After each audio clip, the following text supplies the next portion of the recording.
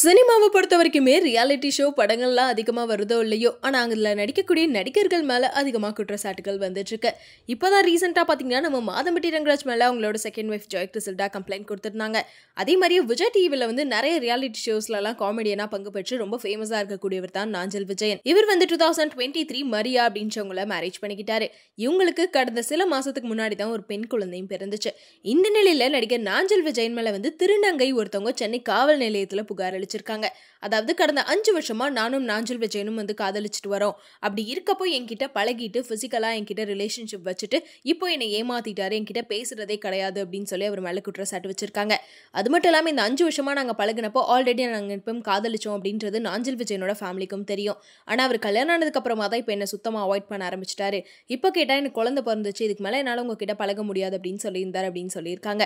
அது மட்டும் இல்லாமல் காதலிக்கும் போதே வந்து நிறைய ஆசை வார்த்தையெல்லாம் கூறி என்னை கல்யாணம் பண்ணிக்கிறேன் அப்படின்னு சொல்லி தான் என் கூட ரிலேஷன்ஷிப்ல இருந்தாங்க. அவர் கூட வந்து நான் பொண்டாட்டியா வாழ்ந்திருக்கேன், அவருக்கு சமைச்செல்லாம் கொடுத்துருக்கேன், என் கூட தான் எப்பயுமே இருப்பாரு. அப்படி இருக்கப்போ இப்போ வந்து ஒரு 6 மாசமா என்கிட்ட பேசுறது கிடையாது, என்னை எல்லாத்துலயுமே பிளாக் பண்ணி வச்சுட்டாரு அப்படின்னு சொல்லியிருக்காங்க.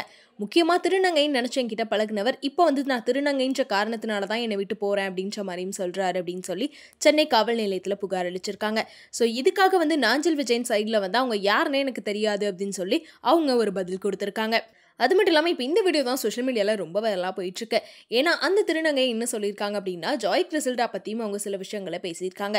என்னன்னா ஒரு பிக் ஷாட் மாதம்பட்டி மேலே வந்து ஜாய் கிறிசல்டா போலீஸில் கம்ப்ளைண்ட் பண்ணதுக்கப்புறமா அவங்க ப்ரெக்னெண்ட்டாக இருக்கேன் அப்படின்னு ஆதாரத்தை காட்டியுமே வந்து அவங்களோட கேஸ் வந்து இப்போ வரைக்கும் போயிட்டுருக்கு. ஸோ அவங்களுக்கு ஆதரவாக யாரும் பேசாதனால தான் எனக்கு கொஞ்சம் பயமாக இருந்துச்சு. ஸோ நான் திருநங்கை அப்படின்றனால என்னோட கேஸ் எடுத்துப்பாங்களா, இல்லை இந்த பிரச்சனைக்கு எனக்கு ஏதாவது தீர்வு கிடைக்குமா அப்படின்னு ரொம்ப பயந்துட்டு இருந்தேன். ஆனால் அதுக்கப்புறமா தான் சரி ஓகேன்னு சொல்லி நான் இப்போ கம்ப்ளைண்ட் கொடுத்துருக்கேன் அப்படின்னு சொல்லியிருக்காங்க.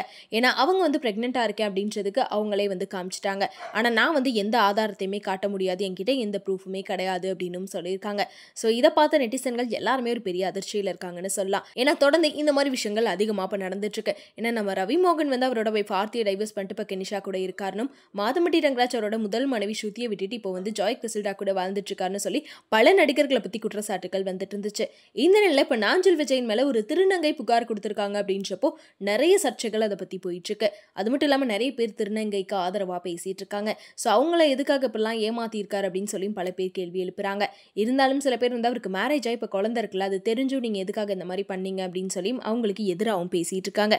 ஸோ இந்த கேஸ் இப்போ என்ன ஆக போகுது அப்படின்றத வெயிட் பண்ணி பார்க்கலாம். இதை தொடர்ந்து இன்னும் எந்தெந்த நடிகர்கள்லாம் இந்த மாதிரி கேஸில் மாட்ட போகிறாங்க அப்படின்றதும் தெரியல, வெயிட் பண்ணி பார்க்கலாம்.